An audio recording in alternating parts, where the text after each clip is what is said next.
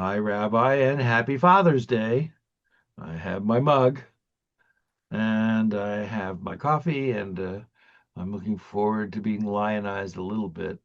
And that's what Father's Day sort of is. It's a little bit of, oh, you got to love your dad because he does so much for you.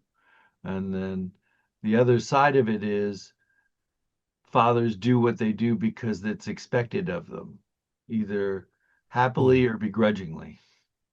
You'll notice I'm where most fathers would like to go, off to a tropical island by themselves with the sun in the sand and a Corona. Of course, this is unrealistic to think that I can run away.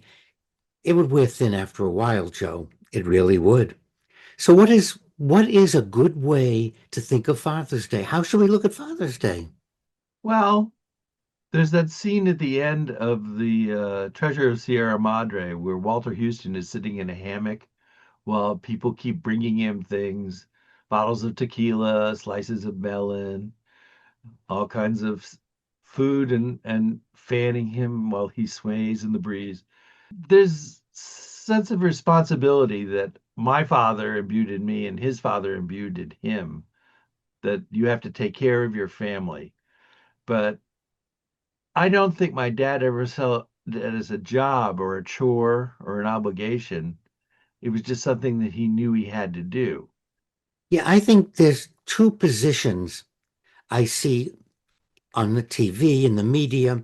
One is it's my house. I'm paying the bills. If you don't like it, go out and get a job and do what I say, um, which is great if you're going in the Marines and the gunny gives you orders. But being a father isn't a gunny. You're not in the Marines and you're not giving orders. And then on the other side are those that are enablers. The kids have no responsibilities, no jobs, don't do anything. And even when they do something bad, the parents, in fact, school is a perfect example. Teachers are inundated by parents. When the teacher says something about their child, they come in to defend what really is bad behavior and what's wrong. I think I think Father's Day has to be a combination. We have to take care of the family, take care of the whatever it might be, but not in extreme and not as an obligation. It's a choice we made by becoming a father. And I think everyone in the family has a job to do and is responsible for something. And when the kids are out of line, there's reasonable ways to point out you're out of line. This isn't productive. You're not working with the family, you're working against it. The problem, Joe, is that's kind of difficult to do. And we all want magical solutions. And we want to be able to yell at the kids or tell them, I'm your father, now stop it. We want something really simple when the reality is it's one day at a time. It's doing the right thing. And I really do have a suggestion that might be helpful. How is your attitude working? How is what you're doing working?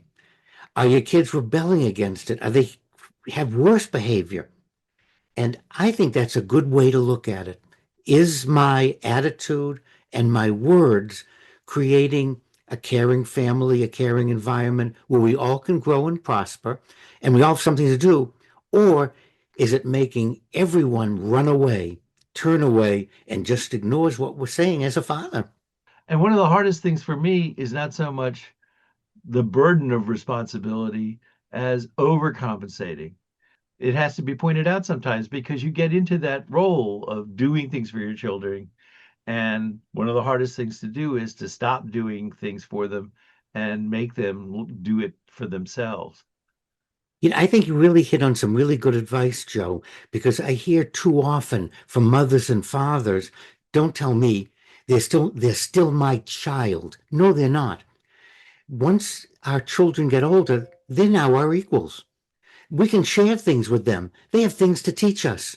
And if we do that, they'll always recognize us as the father. But if we continue to treat them as if they're 5 years old, they're just going to ignore us. And that's just human nature. So if you really want your kids to pay attention to you, Give them respect according to their age. And don't treat them like they're five. They're still a child, but you can treat them like they're 30.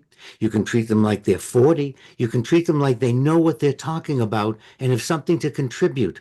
We don't want to fall into that trap of, oh, I'm their father and I know better than they do. It's good for infants, it's good for toddlers, maybe good into kindergarten, first grade, but by the time middle school and high school and advanced degrees and advanced training comes, they're equal to us. And we have to treat them as I know more because I'm a father. I'm 80 years old. However, you know the newest things as an electrician. You know how the newest things for being a plumber. Why should I tell you how to start your car? It worked very well on my 57 Chevy, but it's not going to work on a computer car. Let's start treating our children as people and respect their views. There comes a day when the way you treat your child is the way they start treating you. And that's a very big wake up call for any father anywhere, and we all know it happens. So thanks and happy Father's Day. And for everyone watching and listening, just remember the way your kids will treat you, they're learning from watching you. So, how you treat your parents is a model for how they're going to treat you. So, stop for a minute and say, is that what I want?